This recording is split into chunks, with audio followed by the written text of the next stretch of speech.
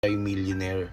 And ano pa ba yung sabi niya sa mga vlog niya, yung about sa mga murang bilihin, hindi mo na kailangan ng pera because money is trash. Ayun, tama din naman yung part ng mga sinasabi ng ibang influencer against kay Franklin Miano. Pero hindi ako against kay Franklin Miano kasi alam niyo ko po kung bakit. Kasi about ang tawag dito yung sa pagiging businessman talaga, guys, marami tayong pwedeng gawing strategy, 'di ba? So, ako, ano ba yung business ko? Ano ba yung business nila? Ano ba yung business niya? So, magkakaiba tayo ng business. Mayroon tayong business na hindi pwedeng magkaparehas, 'di ba? Kasi alam mo 'yon, kapag gumawa ka ng isang strategy na kaparehas lang din ng iba, parang alam mo 'yon na madali ka na lang nilang mahuli. Hindi ka makakainganyo ng tao kasi alam na namin yan. So, kung gusto mo na maging okay dito sa social media, or kung gusto mo maging okay sa business, sa larangan ng business na meron ka ngayon, gumawa ka ng isang strategy na alam mo na papatok sa'yo. So, para sa akin, lahat ng mga ginagawa ni Franklin Miano ngayon sa kanyang mga sinasabi sa social media, siguro part yan ng kanyang business plan.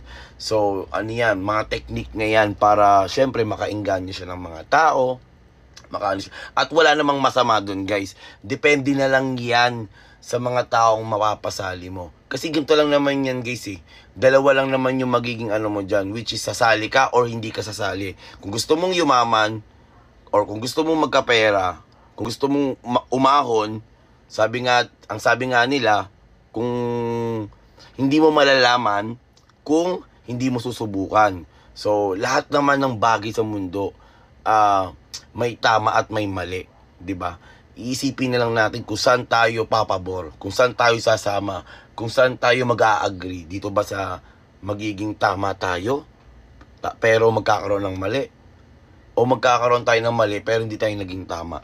So, dalawa lang naman yun eh. Kaya nga sabi nga nila dito sa mga sa mga social media influencer na negative, good is always publicity. Magkakapera ka, kikita ka.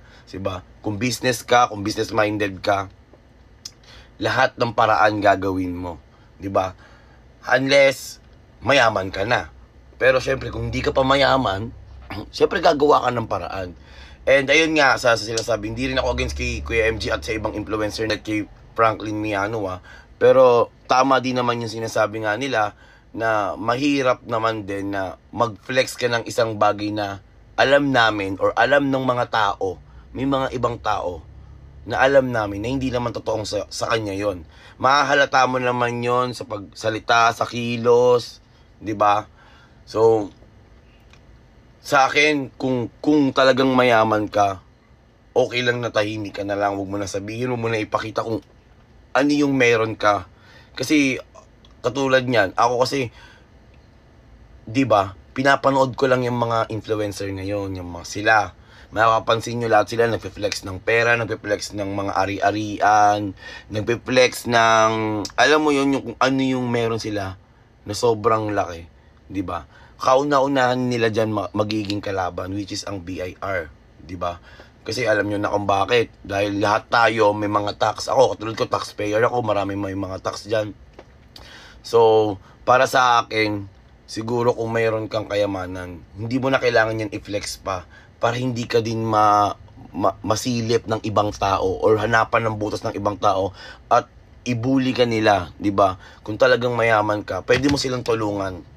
Pwede mo sa kanilang ipakita siguro personal pero hindi na siguro sa social media pa. 'Di ba? So ayun, madami tayong mga pagkakataon or madami tayong mga pwedeng gawin na para alam natin na kaya nating ipakita sa mga tao pero in a good way. 'Di ba? So ayun nga, para sa akin dito kay Franklin Miano, strategy niya to para sa kanyang business. And hindi naman ako against sa kanya, di rin ako nagdadalawang isip kung mayaman ba siya o hindi. Ako kasi wala naman akong pakialam kung mayaman siya o hindi. Dahil marami naman taong may pera, pero hindi nila pineflex. Meron naman tao na wala namang pera, pero flex ng flex, di ba? So, wala tayong alam sa mga, kung ano yung meron sila. Akin naman, walang problema yon. Nasasaka nila naman yun, sari-sariling buhay tayo. And, ayun, sana sa mga susunod na araw, at kung mapapanood nyo to, piliin natin yung tamang, yung tamang style, or tamang, alam mo yun, tamang pagkakataon, na kung paano natin gagawin sa social media. Kasi marami na ngayon na naghahanap ng butas dito sa social media. So sa akin, God bless sa'yo. Kung totoo man yan, congrats. Kung hindi man totoo, keep it up. So hayaan lang natin kung ano pa yung mga magiging problema. Ganun talaga ang buhay. Marami talagang problemang darating. So ayun lang sa akin. And ayun, God bless and thank you guys.